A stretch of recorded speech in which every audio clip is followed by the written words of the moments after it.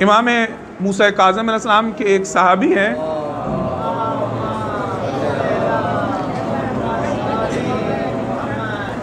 अली इब्न अबू हमज़ा बताइनी, ये इमाम के सहाबी हैं।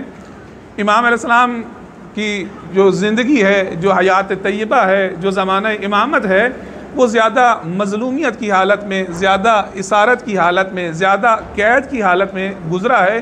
तो इमाम अलैहिस्सलाम के कुछ नुमाइंदे थे, इमाम अलैहिस्सलाम के कुछ वकील थे।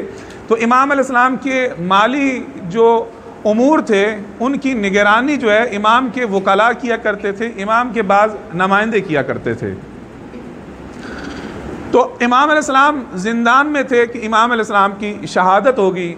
तो जिस रोज़ इमाम अलैहिस्सलाम की शहादत हुई, ये अली इब्न अबू हमज़ा बताइनी जो है, और उसके अलावा कुछ दीगर और अफराद भी हैं कि जिनके पास बहुत ज़्यादा अमवाल वाजिबा आए हुए थे, बहुत ज़्यादा इनके पास अमवाल आए हुए थे।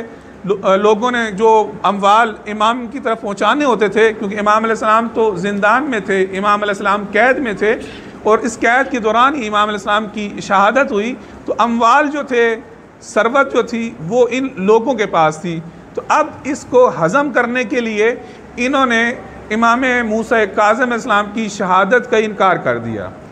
इन्होंने कहा कि इमाम अलैहिस्सलाम जो हैं वो शहीद नहीं हुए, बल्कि इमाम अलैहिस्सलाम गैबत पे चले गए हैं, और इमाम अलैहिस्सलाम हुक्म खुदा जब होगा तो ये गैबत से वापस आ जाएंगे। और यहाँ पे इन्होंने इमामत के अंदर तवक्कुफ़ कर लिया, इमामत के अंदर वक्फ़ कर लिया।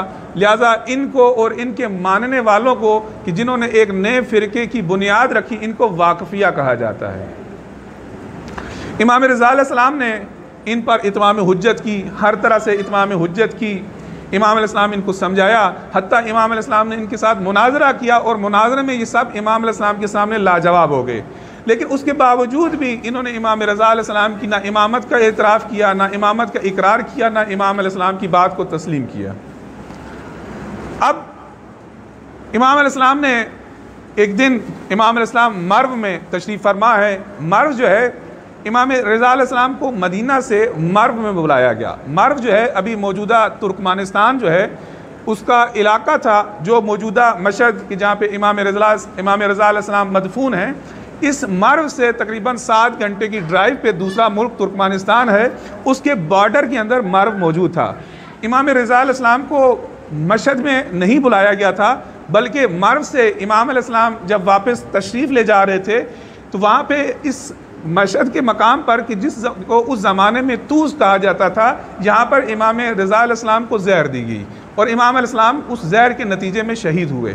तो इमाम रज़ा अलैहिस्सलाम को जो बुलाया गया था, जिला वतन किया गया था मदीने में, वो मदीने से मर्व के अंदर किया गया था। तो इमाम अलैहिस्सलाम मर्व के अंदर तशरीफ़ फरमा है। हसन इब्न वशा जो है, ये एक सहाबी है, रावी है, ये कहता है कि मर्व में इमाम रज़ा अलैहिस्सलाम तशरीफ़ फरमा थे। इमाम रज़ा अलैहिस्सलाम ने फरमाया कि अबू हमज़ा बताइनी जो है उसकी वफ़ात हो चुकी है, अभी अबू हमज़ा बताइनी जो है इसको कब्र के अंदर उतारा गया है।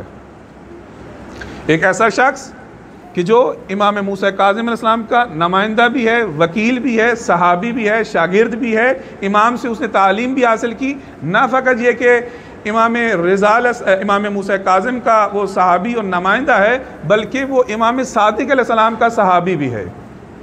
और इमाम सादिक अलैहिस्सलाम की एक बहुत अहम रावी अबू बसीर जो है, ये इनका असाकिश था। असाकिश से मतलब ये है कि अबू बसीर क्योंकि नाबीना थे तो वो इधर उधर जा नहीं सकते थे, तो अबू बसीर इसके कंधों पे हाथ, कांधे पे हाथ रख के या इसके हाथ का सहारा लेके इधर उधर जाया करते थे। तो 2 इमामों का जो है ये सहाबी है, और उसके अलावा 15 मोतबर तरीन जो है आइमा मासूमीन अलैहिस्सलाम के असहाब जो हैं, आइमा मासूमीन अलैहिस्सलाम के जो शागिर्द हैं, उनका भी ये शागिर्द है, उससे इसने रिवायात को ज़िक्र किया है। और अभी भी लगभग शायद 500 से ज़्यादा रिवायात जो हैं कुतुब अरबा के किस किस शख्स से मरवी हैं। 15 आइमा मासूमीन अलैहिस्सलाम के बहुत बरजिस्ता, बहुत बुज़ुर्ग असहाब जो हैं उनसे और 2 आइमा से इसने रिवायात को ज़िक्र किया है। और 40 से ज़्यादा रावी ऐसे हैं कि जिन रावियान ने अबू हमज़ा बताइनी से रिवायात को ज़िक्र किया है।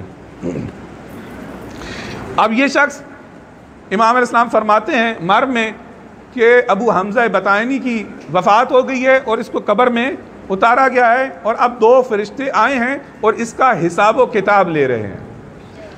पूछा मन रब्बो का, कि तेरा परवरदिगार कौन है?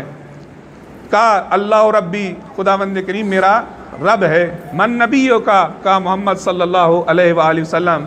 मन इमामों का अली इब्न अबी तालिब। अब कहा सुम्मा मन, इनके बाद कौन है? तो कहा अल हसन इमामी, हसन मेरे इमाम हैं। कहा सुम्मा मन, इसके बाद कौन इमाम है? तो इसने कहा अल हुसैन इमामी। यहाँ तक कि एक एक इमाम का पूछते गए और ये एक एक इमाम का नाम बताता गया। यहाँ तक कि पूछा सुम्मा मन, कहा अल इमाम मूसा काज़िम इमामी, इमाम मूसा काज़िम मेरे इमाम हैं। कहा सुम्मा मन, इसके बाद। अब इमाम अलैहिस्सलाम फरमाते हैं कि इसकी ज़बान लड़खड़ा चुकी है, इसकी ज़बान बंद हो चुकी है, अब ये जवाब नहीं दे पा रहा, अब ये बोल नहीं सकता। और उधर से फरिश्ते से पूछते हैं सुम्मा मन, इमाम मूसा काज़िम के बाद हुज्जत खुदा कौन है? इमाम मूसा काज़िम के बाद इमाम बरहक कौन है? इमाम मूसा काज़िम के बाद खलीफा बिला फसल कौन है? अब इसकी ज़बान लड़खड़ाई तो अब फरिश्ते इसके कहते हैं क्या यही दर्स तुझे इमाम मूसा काज़िम ने दिया था? तो अब इमाम अलैहिस्सलाम फरमाते हैं कि इसको जहन्नुम का एक हथियार जो है, जहन्नुम का एक कोड़ा जो है वो फरिश्ते लाए हैं और उन्होंने इसकी कब्र में मारा है। इसकी कब्र जो है आग से भर चुकी है और क़यामत तक ये उसी आग से जलता रहेगा।